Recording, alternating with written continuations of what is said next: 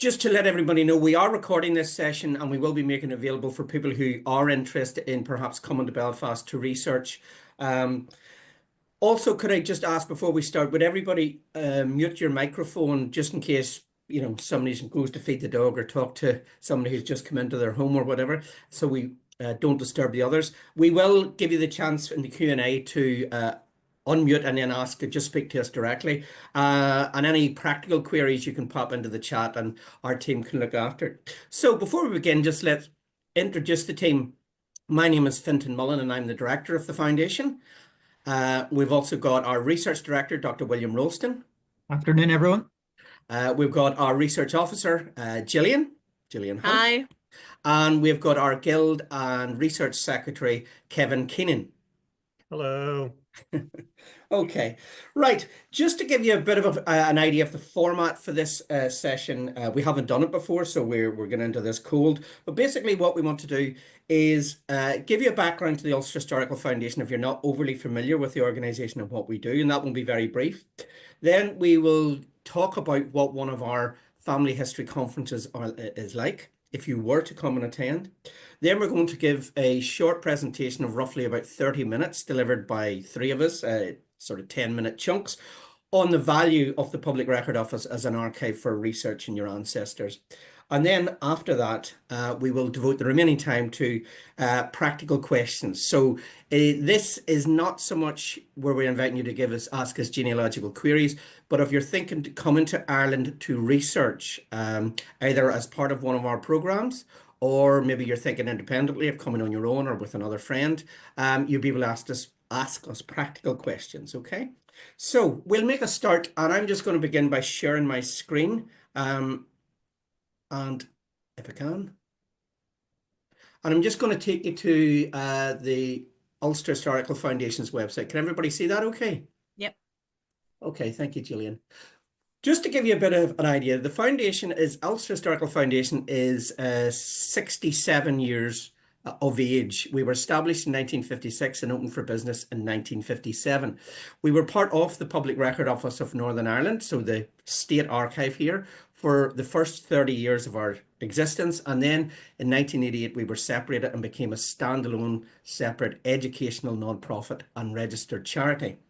But we grew up within the Public Record Office, and I think that's a really important point if you're thinking about coming to one of our programs. For the first some 44 years of the foundation's existence, we were managed by archivists. So men like Dr. Brian Traynor, who oversaw the affairs of the Record Office, but also were in charge of the Ulster Historical Foundation. So that sort of understanding of the value of archives is ingrained in the organisation, as you can see, when you look through our history, where we were staffed by archivists, we were trained by archivists, and they've left their mark on us in terms of how we do our work. And that's really important from a point of view if you're thinking of coming to Ireland to research and using us as your assistants to help you find your ancestors. So you can read all about it there. If you go to our website, there's quite a lot of resources we already have. Some of you will know, you will, for example, find a lot of free resources. So if you're relatively new to the idea of coming to Ireland for a research trip, you could explore our website. For example, there are free library resources. If you go in to start searching, you will find a number of free resources here. You can use, some of them are downloadable. You can see other useful resources here. We will have our databases. Some are free, some are for members only, and some are subscription. We'll go and look at that just in a little second. We also have a Discover section where you can go in really quite deep, do a deep dive into some of the subjects that you may be interested in. For example, Presbyterianism in Ireland, or the Scots in Ulster, Catholics in the penal period. Also, very good background information if you're coming to one of our programs to get an understanding of the period of time and what records. And you'll need to screen share again there. What, sorry, Gillian? You'll need to screen share again. Why, is it going? Yeah. Did somebody knock me off? So you'll find a lot of useful information both in the Discover section and in the portfolio section of our website if you go and look at the various heritage and historical projects that we've worked on in the past, and there may be many free resources within one of those tabs there that you can use. Now, if you were coming to one of our programs, and certainly if you're coming to Ireland to research, there's a lot you can do already. There's a lot online, but I think a lot of people are maybe slightly sometimes under the misconception that if it's not online, it doesn't exist. That's not the case at all. While there's a wealth of material that is online that helps you get started, and we would help prepare you for coming to one of our research programs by giving you recommendations of websites to look at. But the whole point of a research visit to Ireland is that despite the huge leap forward in terms of access, remote access to digital resources that has happened in the last 15 years, a massive amount is still offline. It is not digitized. It's not on Ancestry. It's not on Find My Past. May not be on Family Search, even in microfilm. It is in the archive in Belfast or Dublin, if you're going to Dublin, and has to be searched manually. And that's what one of our programs does for you, where we're sitting with you to help you access the records and understand the material that you might find in a record. But as part of that preparation, we would recommend you to go to a very broad range of sources, both on our website and on the on other websites such as Roots Ireland, the National Archives, the Public Record Office of Northern Ireland, and so on. So that's a brief introduction to what we do. We are a broad-ranging organisation. We publish books, we trace family history, we create databases, and we undertake programs. And in fact, as well as our in-person event that you could join us in either June, September, October next year, we actually have online courses, and we currently have an Irish Genealogical Essentials course currently running at the present time that you could sign up for if you were interested. And some people who have come to our programs in Belfast have found doing the online course very helpful. It helps prepare the ground. So that's just something to think about as well. But basically, if the idea has popped into your mind, I might like to come to Ireland and do a bit of research, there is a wealth of material on our site and in other locations that helps get you started.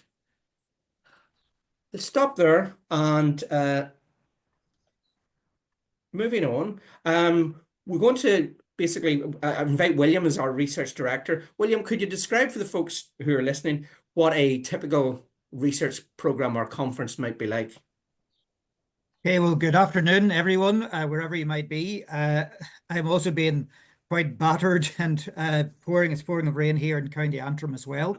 Well, to give you an idea of the whole point behind our research conferences, it's to help people get to grips with the records in the archives, principally PRONI, principally the Public Record Office of Northern Ireland in Belfast. And one of the great strengths of PRONI is that not only is it the archive for holding official government records, departmental papers, and so on, it also has a wealth of privately deposited records.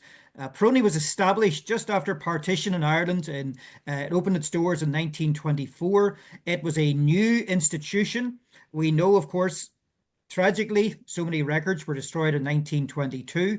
And so right from the start, the people who ran PRONI were determined to bring in as many records as possible. And so later on, Gillian is going to be talking about church records. I'm going to be talking about landed estate papers. These are two of the major sets of privately deposited records in PRONI.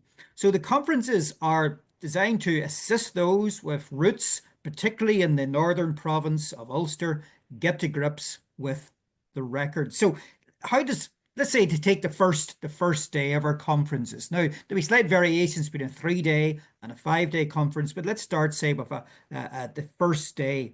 Well, we ask people to meet us at PRONI just before 9 o'clock in the morning. You need to register as a user at PRONI, so you need to bring along some sort of photo ID, your passport or your driver's license, for instance. So registration will take place. There'll be a welcome from PRONI, probably from the head of public services, Stephen Scarf, or one of his colleagues. And then there'll be opening lectures designed to introduce you to PRONI, how it works, what sort of records can you find there, and in particular, looking at land divisions in Ireland, getting to grips with the many different land divisions on this island.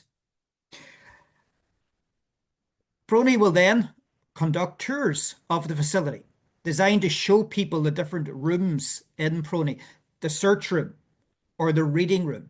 You'll also get a chance to go behind the scenes. You'll have a chance to go into the conservation area, perhaps, or maybe into the stores to see where they actually keep the original records. You get to see what's like behind the scenes where the public don't usually get access to.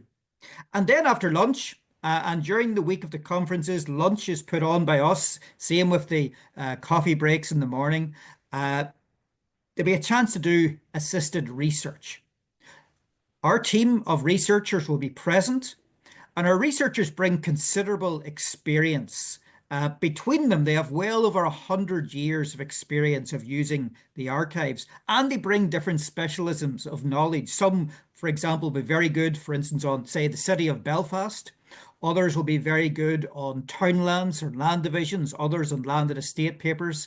Geographically, their knowledge will be spread. So they'll be there to help you do your research. Now, they won't do the research for you, but they're there to act as guides, to point you to sources, to answer your questions, to help you to understand the documents that you're ordering out.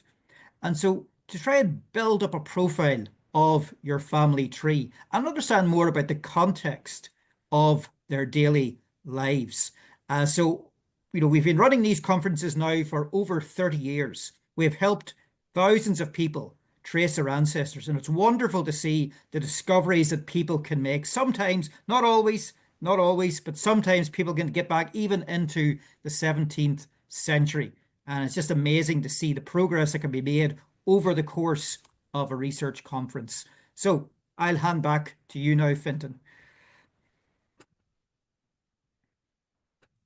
Thank you, William. I hope that was useful to people as just by way of a starter into about our conferences, but you'll have a chance to quiz us more later on in the presentation. Now, at this point, we're going to give a short presentation of roughly 10 minutes each on the value of PRONI, whether you come to the Public Record Office of Northern Ireland with us on one of our programs or whether you go on your own, because it is a quite remarkable archive in terms of the resources it has. So Gillian, do you want to begin, please?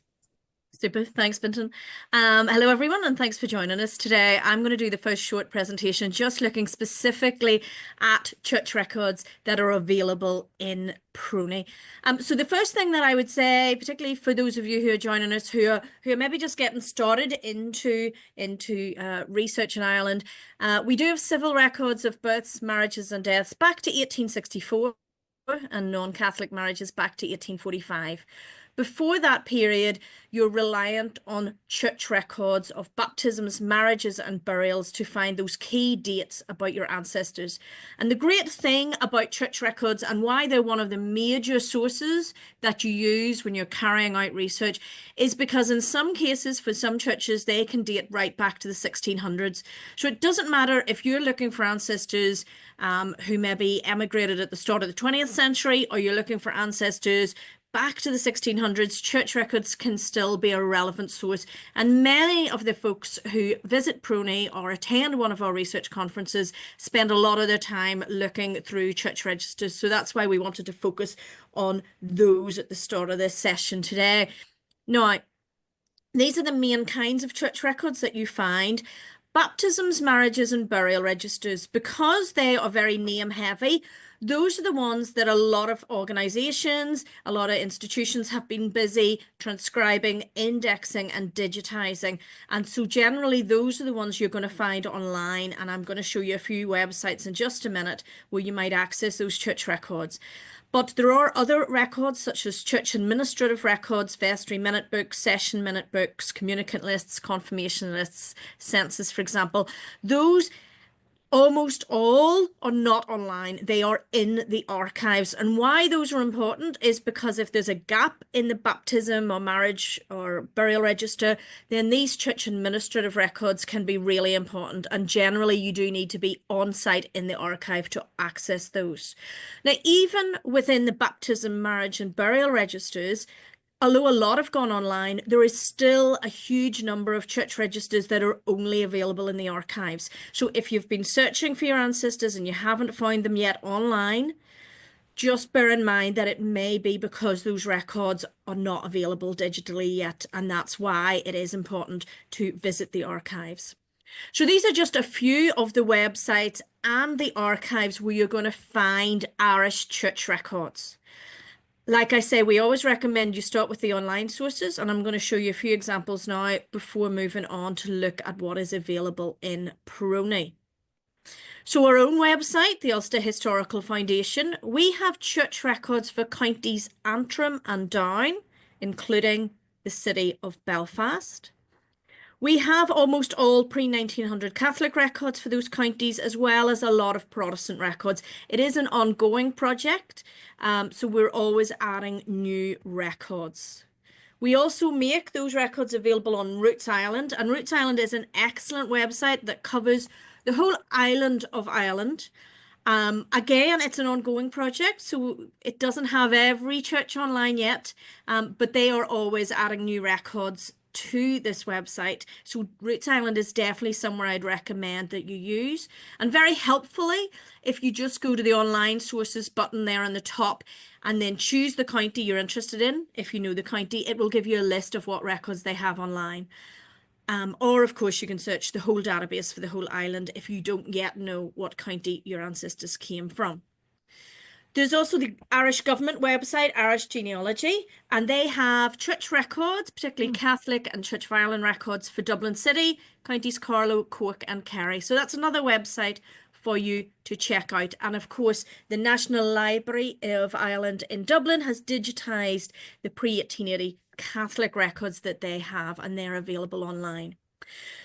Now, PRONI is one of the main places to go for church records, but before we look at that, I just wanted to touch on two other archives. There's the Representative Church Body Library, which is in Dublin, and that's the official archive of the Church of Ireland, and they have a lot of Southern Church of Ireland registers in that archive, and they have created the Anglican Record Project, which has put online a few registers. It's quite a small number, but we are expecting more Church of Ireland registers to go online in the next few years.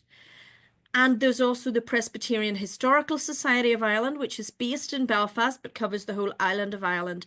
And it is both a museum, an archive, and a library.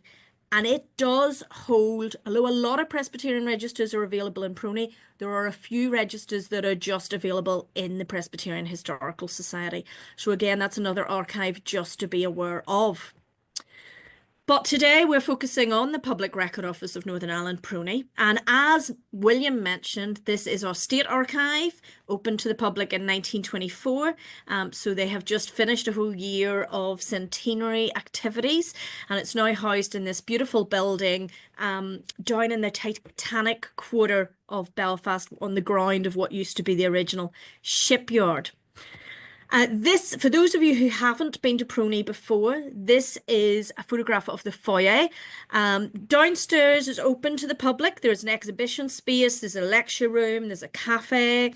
And then on the first floor, the next floor up, that is available only to readers. So William mentioned that as part of the first morning's activities, we assist you to get registered with a reader's ticket that's then valid for 10 years. And that's the first thing you do when you visit PRONI for the first time. That allows you up those stairs and into the search room, which is to the right along that little footbridge, and then the reading room on the left.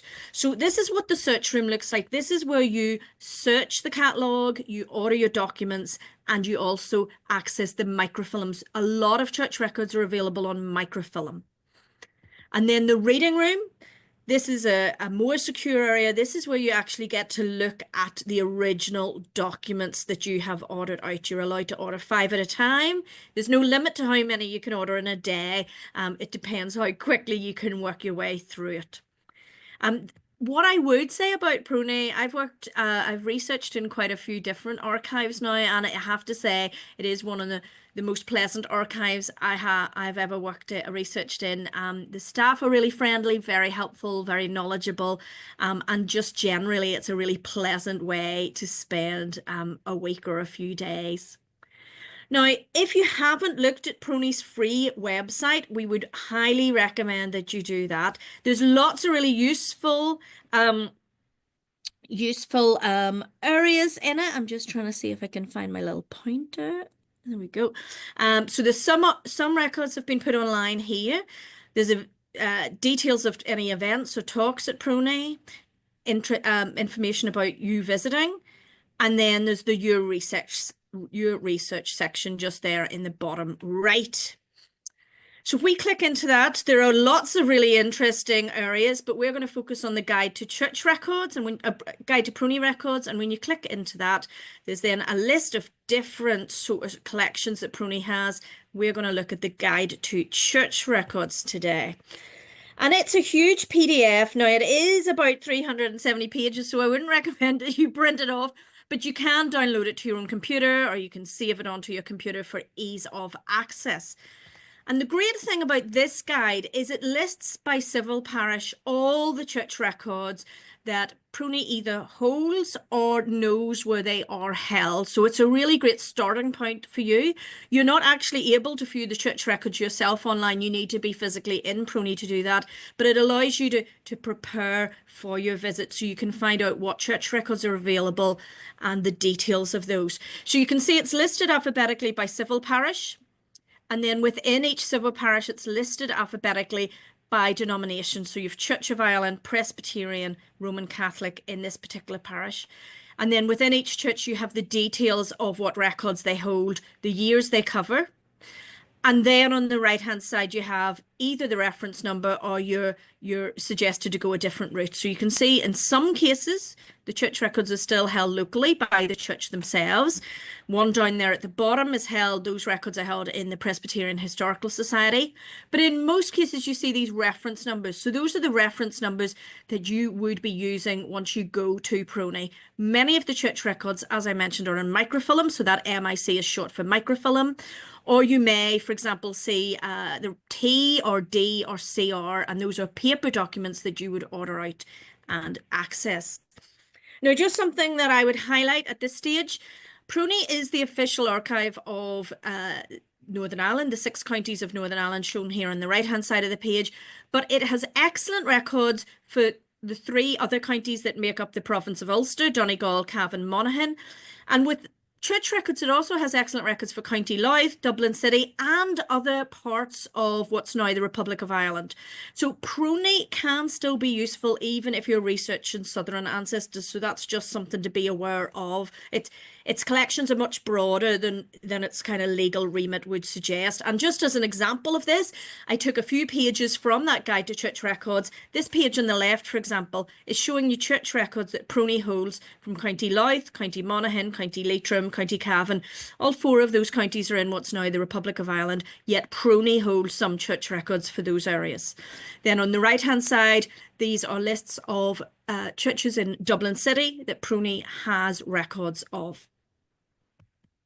So just a few examples. These are a few I've taken from microfilms that I've accessed in PRONI. Tobachy Presbyterian in County Antrim. We have Skibbereen Methodist Circuit in County Cork. They're both available on microfilm. And these are some of our conference delegates searching through the microfilms in PRONI Search Room with the help of the research team.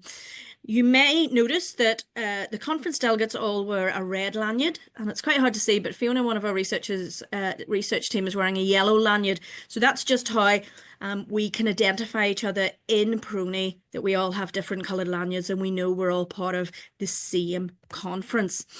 Now, you may, like I say, see T references or D or CR. T references mean it's either a transcript of a church record, as you can see here. This is a nice early one from Inishmagsaint, the 1660s. Or it might be a photocopy, as in this case, Carnmoney.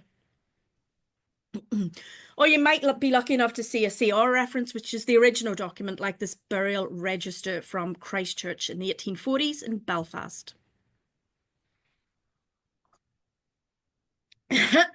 Excuse me. And in those cases, those paper documents, you order those out and you access those in the reading room.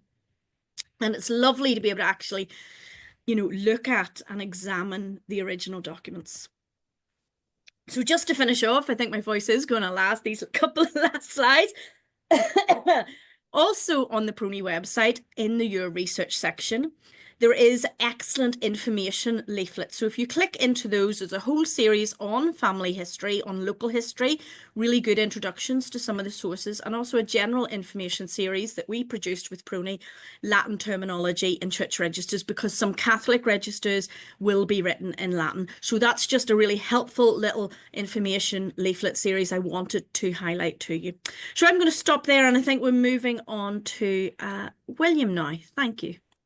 Okay, folks, I will share screen, and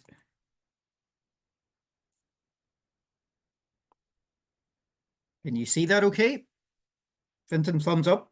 Gillian? Yep, Gillian. Okay, great. Well, look, I'm going to spend the next few minutes highlighting the value of landed estate papers, particularly those collections that are found in PRONI. And some people think, well, look, what use are landed estate papers going to be for me? My family didn't ever own a landed estate. They weren't gentry or aristocracy. They were, farmers. How can landed estate papers help me? Well, that's what I'm going to try and show. And that's what we try to show you in PRONI when we take our visitors there. So why are landed estate papers so important? Well, we must remember that until the beginning of the 20th century, the most important unit of land organisation in Ireland for farming families was the estate. So we must realise that very few of those who farmed the land in Ireland actually owned their farms outright. Rather, they leased their farms from a landlord. They were tenants on the estate. They were tenant farmers. And the landed estate system had evolved over quite a considerable period of time, with the result that really by the end of the 17th century, there was a very clear and identifiable landed class in Ireland. Now, there were big variations between landowners. Some owned tens of thousands of acres. Their estates were maybe spread over several counties. They maybe also had lands across the Irish Sea in England or Scotland. Other landowners maybe only had 1,000 acres. But 1,000 acres is a lot better than somebody who's trying to eke out a living on 10 acres of not necessarily very good quality land. One thing that virtually all of these landowners shared, major landowners shared, was membership of the Church of Ireland, which was the state or the established church in Ireland until 1871.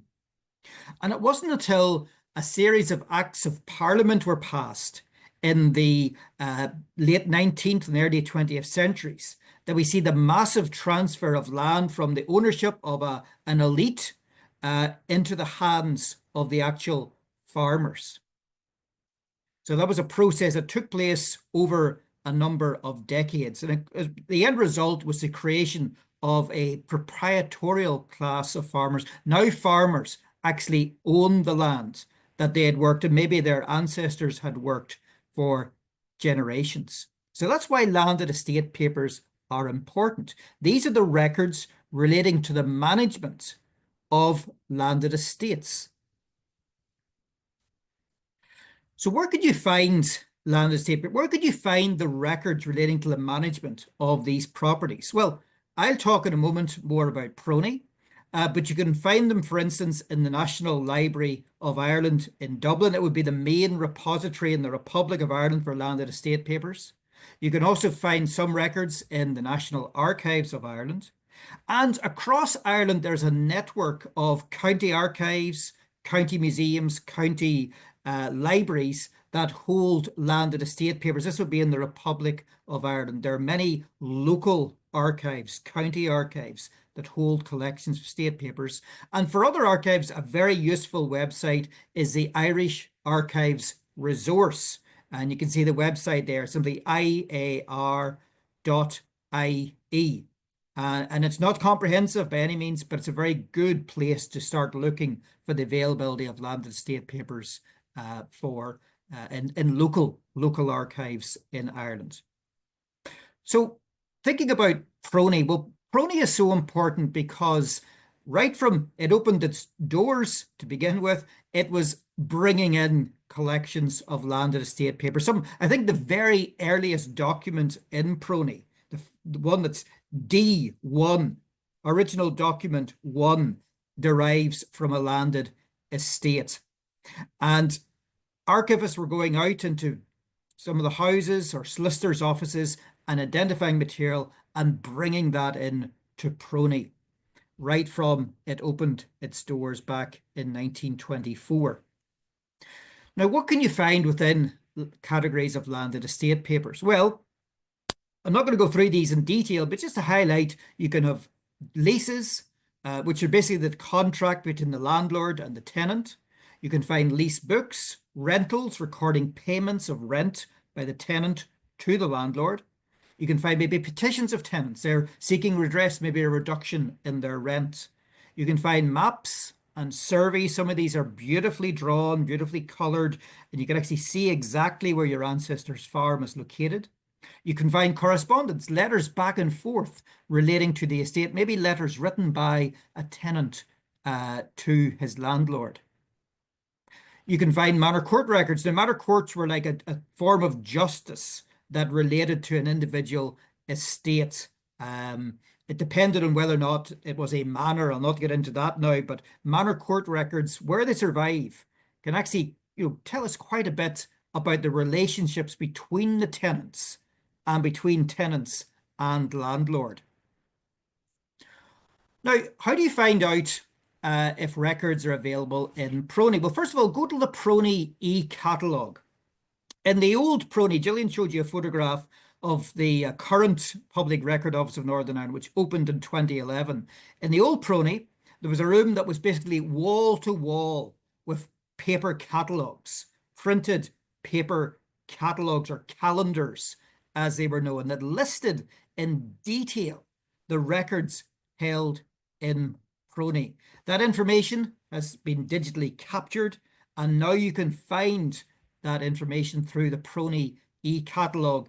It's a free resource. If you simply go to the PRONI website or even simply Google PRONI catalogue, the first thing it'll come up will be the e-catalogue. And you can use that to find out information, or at least point you to information. The idea is not that you pop your ancestor's name into it, click search, and hope for the best. It's about identifying potentially relevant records that when you're in PRONI, you can then use to research your family history. And one of the great strengths of PRONI's cataloguing is that it's so detailed. It's amazingly detailed. Here, for instance, are a document relating to the management of the Donegal estate. Now, the Donegal estate, it was not exclusively in County Donegal. Part of it was in Donegal. A lot of it was in County Antrim, the city of Belfast, and southeast Antrim, Carrickfergus. Donegal is because the title of the family, this aristocratic title, was Earl of Donegal. But there, for instance, is just one set of records for that estate in PRONI, catalogued D509. Anything catalogued with a D at the start is an original document.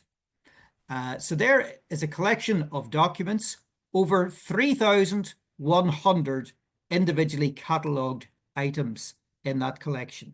And you can browse through that and maybe see something that's of interest to you. Some estate collections will be so vast, they've had to catalogue them in a different way. So the Downshire estate extended to tens of thousands of acres in County Down, as well as other parts of Ireland for that matter. And there, the leases have not been catalogued individually. Rather, they've been organised by townland. And a townland is the smallest administrative division in Ireland. So there, the leases have been bundled together, tied up with string, organised by townland. And so you'd order, if you know the townland, order out the bundle of leases and then untie the string and work your way through the documents and hopefully find a record relating to your own ancestors. Now, landowners in Ireland included a broad range of different, you might say, categories of actual owner. The main set comprised those of individual landowning families, such as the Hamiltons of Barnscourt, the Earls, Marquises, and now Dukes of Abercorn, whose estate extended to about 70,000 acres in County Donegal and County Tyrone. But other landowners included institutions such as the Church of Ireland. It was a major landowner in Ireland. Merchant companies of London, particularly in what became County Londonderry in the early 17th century. Trinity College Dublin, the University of Dublin, was a major landowner in Ireland. But the main set of said comprised landed families, and the lands passed down from one generation to the next over hundreds of years until the passing of Land Acts and the lands being sold off to the tenant farmers. Now, thinking of the Abercorn collection in particular, PRONI has a very large collection of documents for that estate, for the estate in its entirety, so the Donegal lands and the Tyrone lands.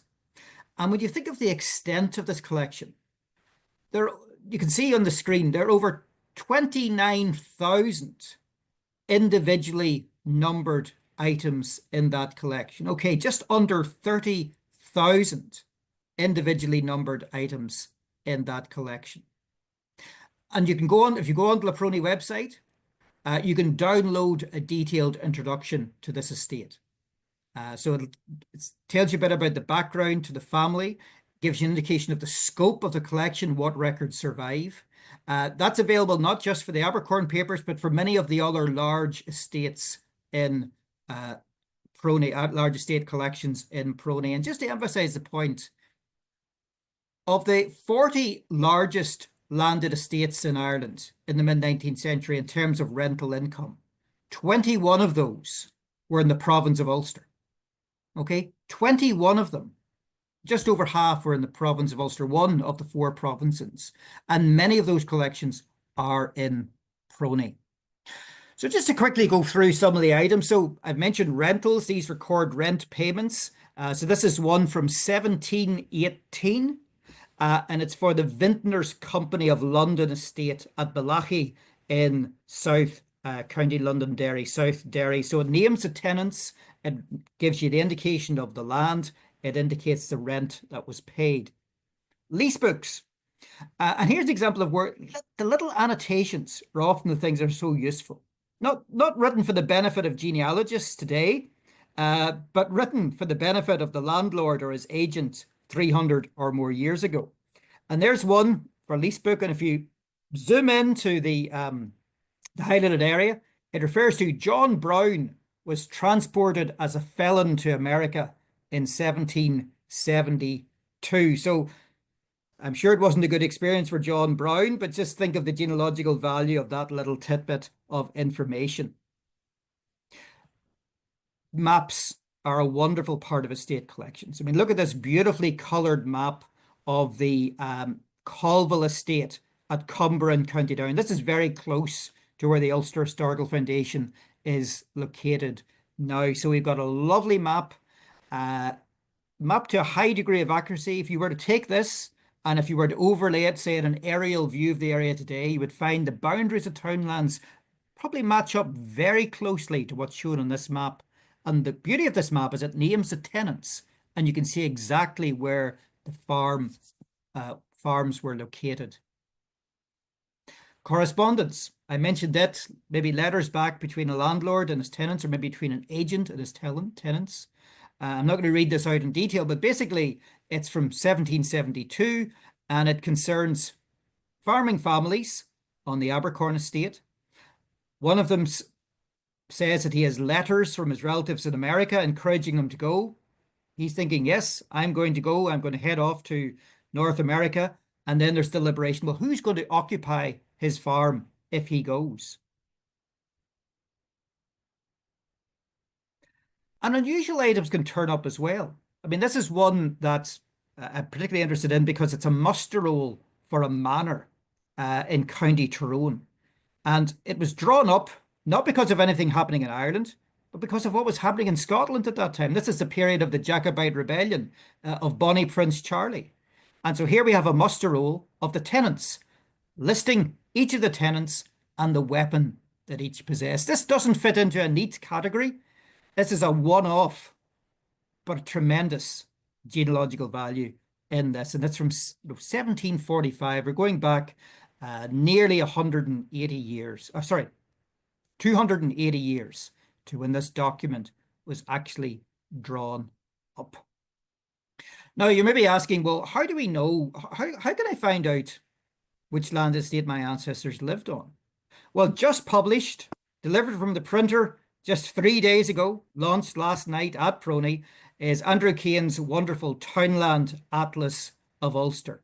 And in this book, Andrew has mapped out all of the townlands in the northern province of Ulster, and he's mapped the townlands by landed estate. So here's one for the Barony of Kilmacrennan in North County Donegal. So each townland has been colour-coded to indicate the landed estate, the owner of the townland. And then, on the basis of finding out who owned the townland, you can go on to find out more about, well, our records are available and where might they be available. And for the province of Ulster, there's a very good chance that those records may be held in the Public Record Office of Northern Ireland in Belfast.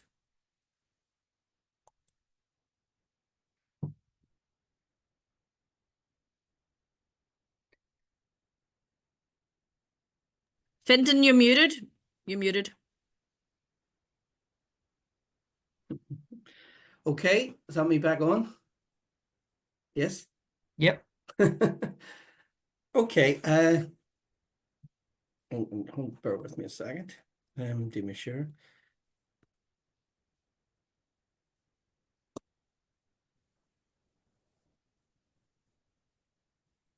Excuse me, I've got it in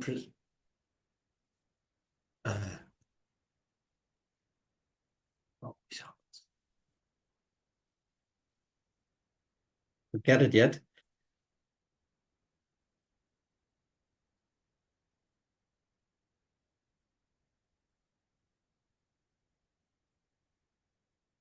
Excuse me, it's because I've got a two-screen option. I'm going to disconnect this other screen so we can get it.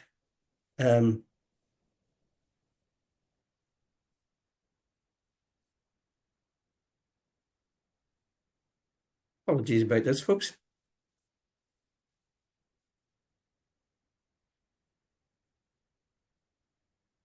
Okay, there we go. So I just want to follow on from what William and Gillian was saying, stressing a few points and maybe looking at some things from a different angle in terms of the value of PRONI. And we're going to just glance through a few miscellaneous records that our search team would help you access when you come to, if you come to the one of our programs next year, for example, or the year following, be it that. And there's obviously the big collections, but our research team also have strong knowledge about very bitty fragmentary stuff that really can be wonderful in terms of filling in the gaps, bridging the gap from, say, when the tithe records are available to when you can find, say, a reference in a lease, as William just showed you. So those privately deposited records that William's referring to, we can't stress how important that is. PRONI is one of the, or has one of the best collections of privately deposited records in any English-speaking archive, regional archive that you could find. And within a blink of an eye, as William mentioned to you in respect of the electronic catalogue, Gillian too, is that you can find this information so quickly of what potentially could be useful to you in your research if you were coming. So, for example, there under D5 rent roll of the Ward Estate in Bangor in 1746 and 1747. And William alluded to this fact that where these landed estates, we have these massive collections, not just land, either say in one county or the other within the 9 counties of Ulster. But if you take the nature of the great landed families of Ireland, they intermarried with one another. And so they would gather up parcels of lands over hundreds of years that were not necessarily the original grant. They may have inherited lands from a relative. They may have gained land from a marriage situation. They may have just purchased land. So what you can find is that the landlord, even though your ancestors are not necessarily from Ulster, the Public Record Office still possibly might be of use in some cases. So, for example, we have a map here for the Earl of Enniskillen. It's in County Waterford in 1802. So Enniskillen is obviously the county town of Fermanagh. It's in the western part of Ulster, but we have maps here in the Public Record Office in Belfast for the lands that he owns in County Waterford in the southwest or southeast corner of Ireland. And that's quite common to see that sort of situation where the main, say for example, the Downshire family, huge estate in County Down, as William said, but may have lands in other places. But because of the proximity to PRONI and the active collection policy of PRONI, that records of the Downshire family will be in that archive and may have material for some other part of the world that may not necessarily be in the province of Ulster.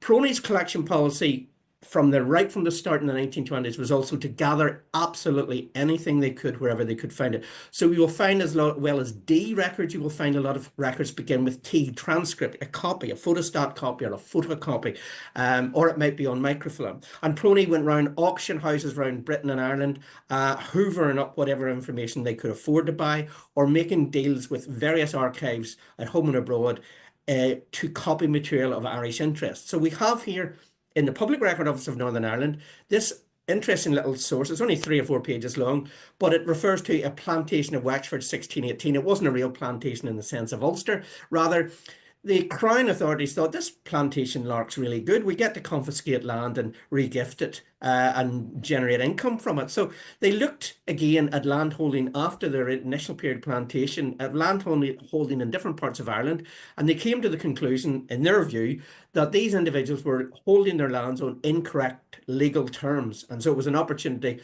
to force money, squeeze a bit more money out of these people. And these individuals, their families, maybe old Irish or old English families, could have been living on those lands 100 years or more, but yet the Crown used some legal loophole as an opportunity to try and squeeze a bit of extra money out in bringing them into line in terms of the legislation. So we have this very short document. You can see it says they're natives. So these are native Irish people, not planters in the real sense, not coming in from England or Scotland. And that document is held in PRONI.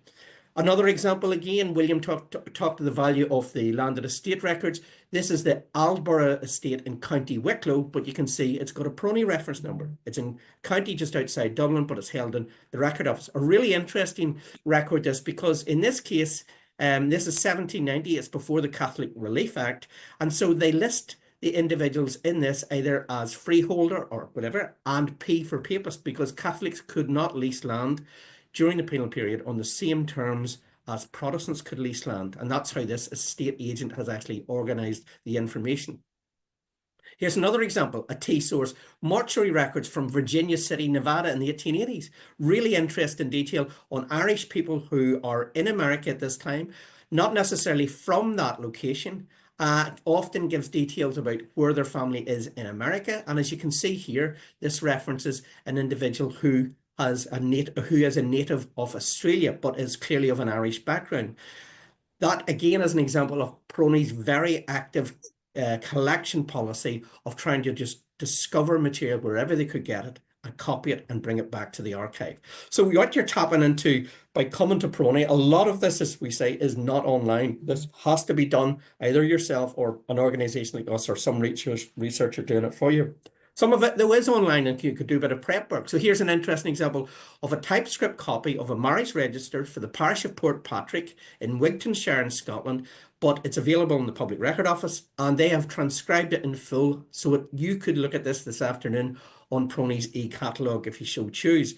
Portpatrick was an interesting place, a bit like the other location just in the Scottish border has just got out of my mind now, where people would elope to get married.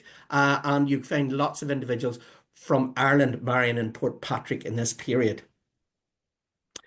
Also, our research team during the week will help you explore big collections but are ones that are maybe not well known. For example, the records of the Board of Guardians or the Poor Law records. So when the Poor Law was established in Ireland in 1838, workhouses were built. These areas known as poor law unions were devised, and so the rates from the poor law union would go to pay for the upkeep of the workhouse and to assist the poor in that locality. And these poor law records importantly, they're under BG for Board of Guardians in PRONI. So the BG1, maybe Belfast, BG2 could be Antrim, and so on. And these are a wonderful collection of records from the middle of the 19th century at the time of the Great Famine. They go right through to the 20th century.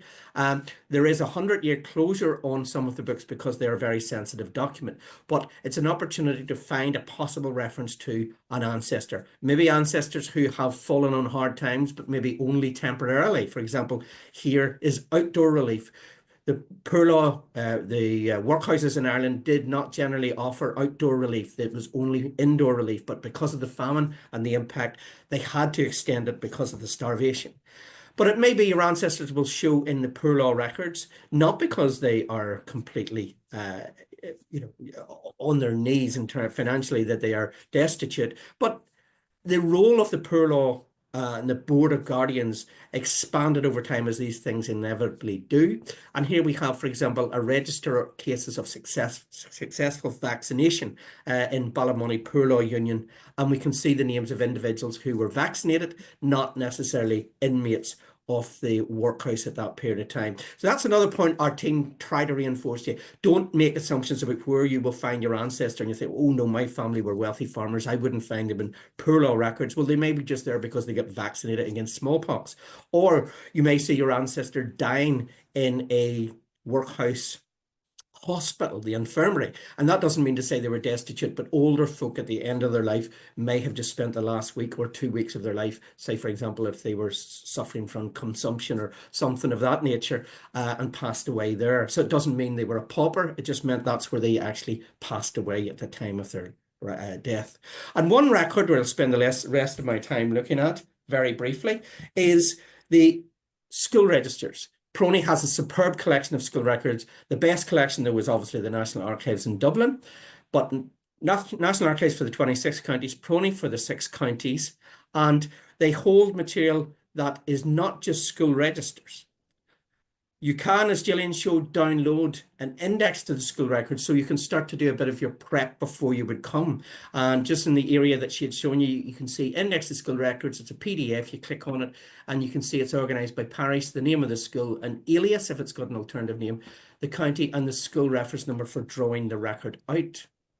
And when it comes to school records, our team will also demonstrate to you that it's not just school registers of the pupils themselves. There are grant aid applications, teacher salary books, inspectors' reports, big board registers that are basically minute books on the comings and goings at the school, and other sort of miscellanea that you will find through the period from the 1830s, 1840s, right through to the early 20th century.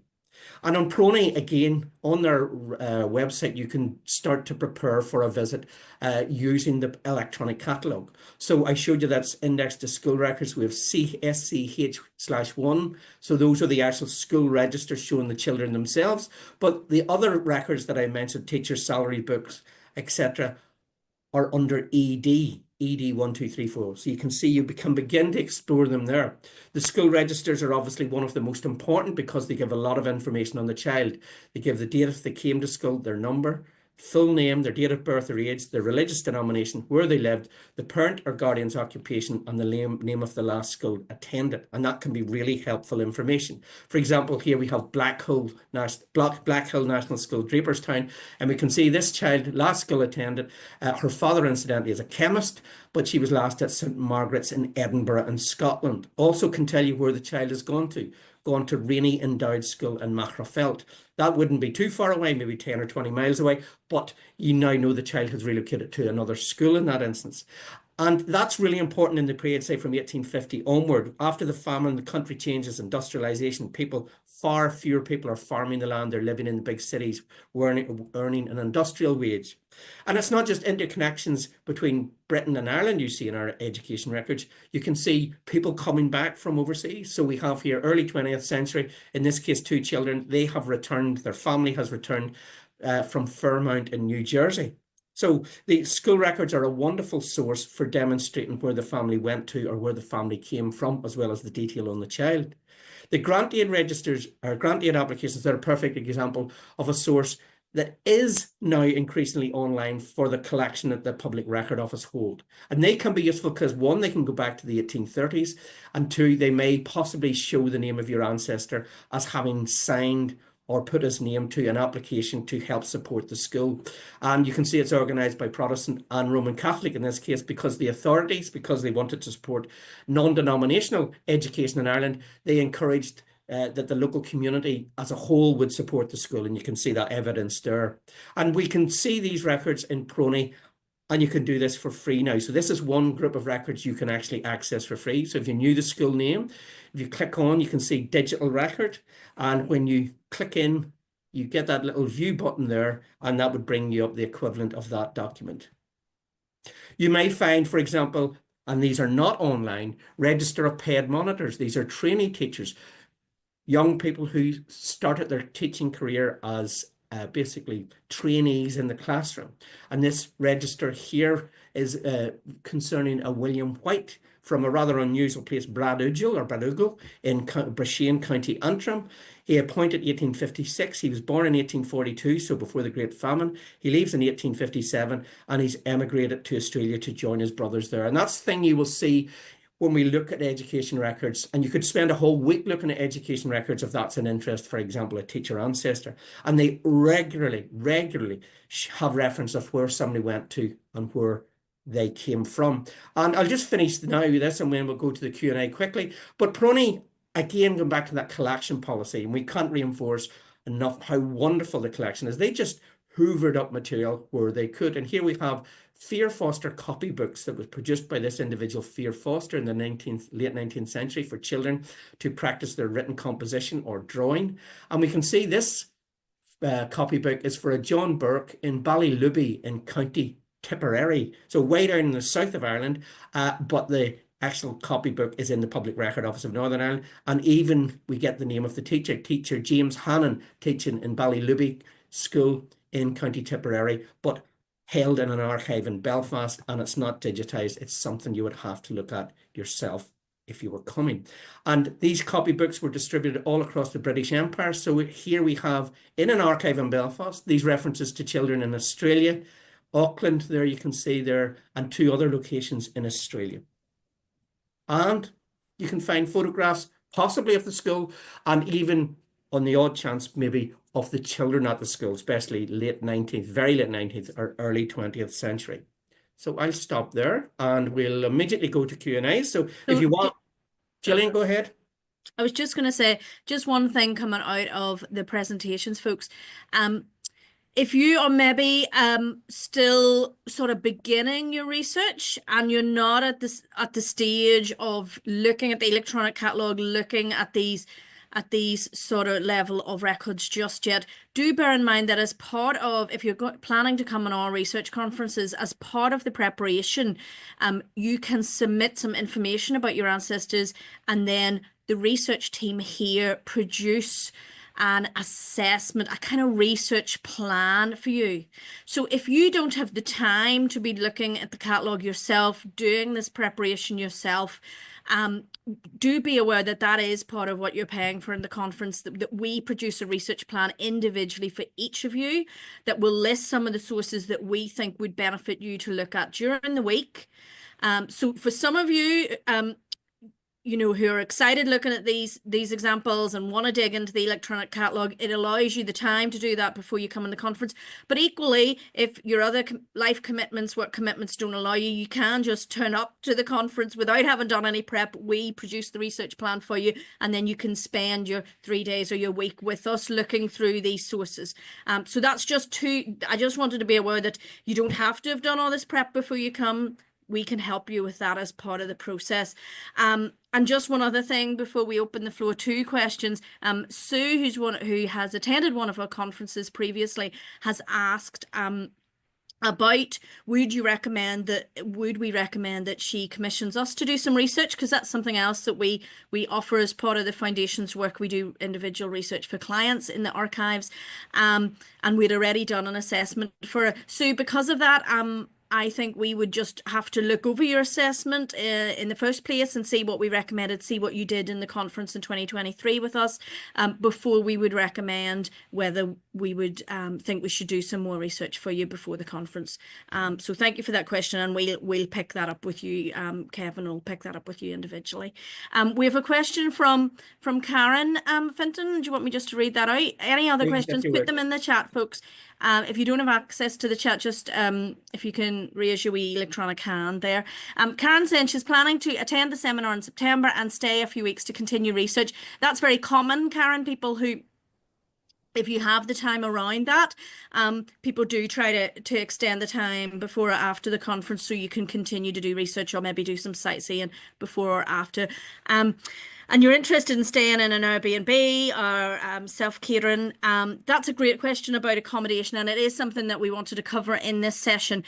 We don't allocate a particular hotel for you as part of the conference, and that's really because people have different needs for their accommodation and different levels of accommodation that they themselves prefer. So we can recommend hotels and self-catering accommodation in the area that would be handy to you. If you find something on Airbnb, you can contact us and we'll let you know whether that's within walking or public transport or cab journey distance to the archives. So if you want any guidance on the accommodation, we can absolutely provide that. We don't have a list of Airbnbs particularly that will be convenient to PRONI, but we can sort of work with you all, on an individual level. And thank you for bringing up that map. The Public Record Office is just across the river. So the city centre is just on the west of this picture. And then PRONI is just across the river. There's a little footbridge. A lot of people do stay in what's called the Cathedral Quarter, where there's a lot of hotels, a lot of restaurants. So there would be Premier Inn, there's a Ramada, a Wyndham hotel there. There's a lot of hotels in the city centre. There is one hotel, there's two hotels really close to PRONI. One's called the Titanic Hotel, the other one's called the Premier Inn. And they're both a few minutes walk from the Public Record Office on that side of the river. There's also plenty of self-catering and Airbnbs on both sides of the river for you, but like I say, we can help you if you've found a few hotels or self-catering you're interested in and you'd like some guidance. Absolutely contact us and we can work with you to figure that out. Linda has a question. Linda, can you unmute yourself and ask your question? Oh, sorry, we've two Lindas here. This is Linda Matola, if I'm pronouncing your surname right. There we go, Linda. We can't hear you, I'm afraid. Linda, I'm sorry, we can't hear you. Are you able to put your question in the chat? If not, if you want to email us, I can't remember, was it Kevin who sent the Zoom link out? If you want to email us that way and we'll answer your question that way. I'm sorry that we can't hear you, or if you can access the chat, you can type it in there. But we're happy to answer your question, Linda, whichever way. Thank you for the kind comment. Teaspoon Mom, I'm sorry, I don't know your first name. Yeah, hopefully that's been helpful for you to come back to PRONI. It really is a wonderful archive to spend some time. The one thing that we really find about the conferences is that it's a wonderful opportunity to spend time, as well as with us, the staff and the research team who'll be with you all the time through the conference, with other fellow genealogists.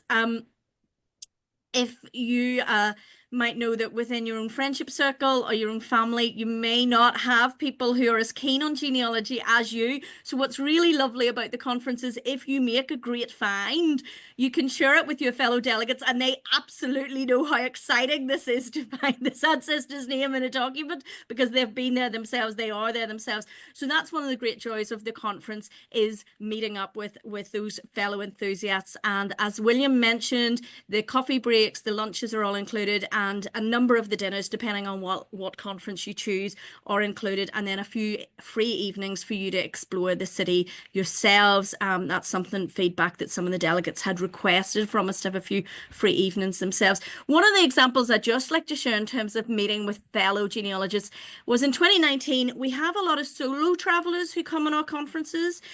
Some people do travel with a friend or a family member or spouse, but often we do have people who are solo travelling and come come on our conferences. And we had 4 women from America who met in our 2019 conference. And during the conference, they really clicked. They became really fast friends. And then during the pandemic times, they met weekly on Zoom to talk about their genealogical research.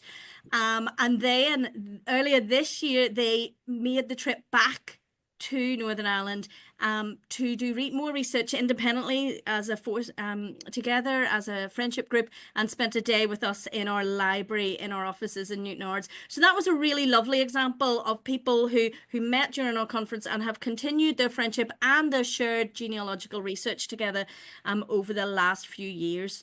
Let me just Gillian, can I just interrupt? I'm going to have to go to it, folks, because I've got a prior appointment, and I'll leave it in the comfortable hands of competent hands of William, Gillian, and Kevin. But on further that, we do try to learn every year that we and take on board the ideas of our delegates.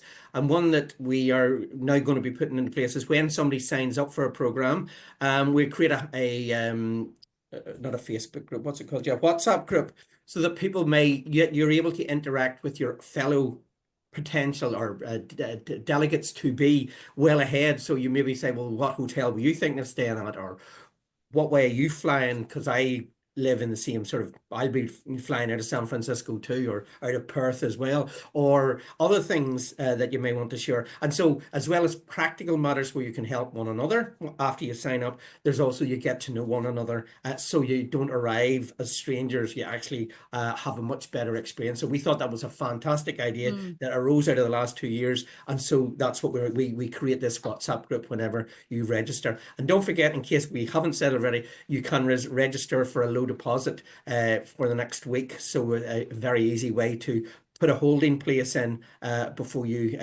commit fully. Okay. And I would just say, oh, sorry, Fenton. I'll leave you be. Okay.